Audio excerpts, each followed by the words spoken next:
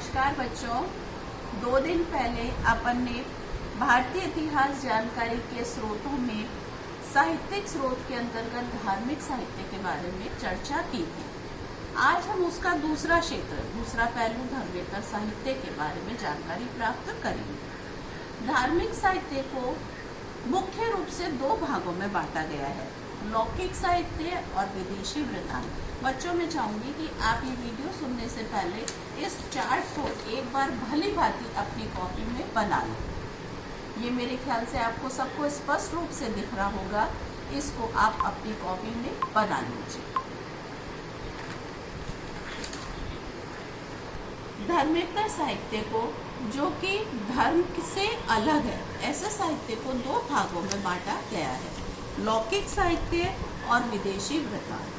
लौकिक साहित्य को, जो कि भारत का स्थानीय साहित्य है, इसे भी 2 भागों में बांटा गया है, एक ऐतिहासिक साहित्य और दूसरा विशुद्ध साहित्य। ऐतिहासिक साहित्य वो साहित्य जिससे कि हमें इतिहास की जानकारी प्राप्त होती है। ऐतिहासिक साहित्य के अंतर्गत हम लें तो सबसे महत्वपूर्ण है कल्हण के द्वारा रचित राजतरंगिणी। इससे हमें कश्मीर के इतिहास के बारे में जानकारी प्राप्त होती है। दूसरा, आप जानते हैं चंद्रगुप्त मौर्य के गुरु कौटिल्य, जिसे हम चाणक्य और विष्णुगुप्त भी कहते हैं, इसके द्वारा लिखी गई पुस्तक अर्थशास्त्र, जिससे कि हमें मौर्यकालीन प्रशासन, मौर्य काल के बारे में जानकारी प्राप्त होती है। नाम से पता चलता है कि अर्थशास्त्र एक अर्थव्यवस्था से संबंधित ग्रंथ होगा, मगर इससे मौर्यकालीन इतिहास की जानकारी हमें पूर्ण रूप से प्राप्त होती है। तत्कालीन सामाजिक, आर्थिक, धार्मिक जीवन के बारे में हमें जानकारी प्राप्त होती है। बाणभट्ट के द्वारा लिखित हर्ष चरित्र, इससे हमें हर्ष के काल की जानकारी प्राप्त होती है। नयन चंद्र सूरी के द्वारा लिखित हमीर महाकाव्य, जो कि रणथंभौर के शासक हमीर के बारे में हमें इससे जानकारी प्राप्त होती है। ऐतिहासिक साहित्य के अलावा दूसरा जो इसका पहलू है वो है विशुद्ध साहित्य। इस विशुद्ध साहित्य के अंतर्गत हमें विभिन्न क्षेत्रीय भाषाओं में लिखे हुए ग्रंथों से भी इतिहास की जानकारी प्राप्त होती है। पाणिनि का अष्टाध्यायी, गार्गी संहिता, कालिदास का मालविकाग्निमित्र, पंडित विष्णु शर्मा, आप सभी जानते हैं, बचपन में आपने सुनी होंगी पंचतंत्र की कहानियाँ। ये कथा और साहित्य का कोश कहलाता है। इससे भी हमें तत्कालीन इतिहास के बारे में जानकारी प्राप्त होती है। अमर सिंह का अमरकोश।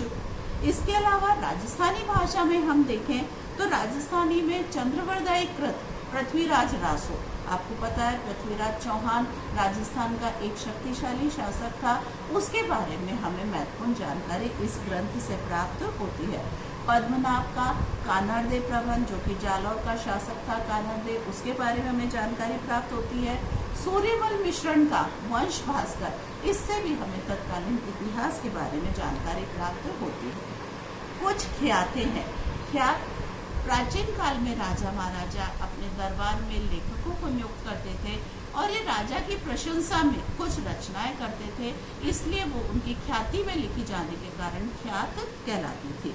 प्रमुख ख्यातें हैं जैसे कि नैनसिरी ख्यात, बाकी दासरी ख्यात। ये ऐसी ख्यातें हैं जिससे कि राजस्थान के शासकों के बारे में हमें जानकारी प्राप्त होती है। इसके अलावा तमिल भाषा में भी बहुत साहित्य रचा गया है। तमिल भाषा में रचे हुए साहित्य को हम संगम साहित्य कहते हैं। दक्षिण भारत का जो साहित्य तमिल भाषा में रचा गया है उसे सम्मिलित रूप से संगम साहित्य कहा जाता है। और इस संगम साहित्य से हमें चोल और पल्लव वंश के बारे में जानकारी प्राप्त होती है। एक प्रसिद्ध तेलुगु ग्रंथ है धुर्जटी के द्वारा लिखित कृष्णदेव राय विजयम। इससे हमें कृष्णदेव राय के शासन के बारे में जानकारी प्राप्त होती है।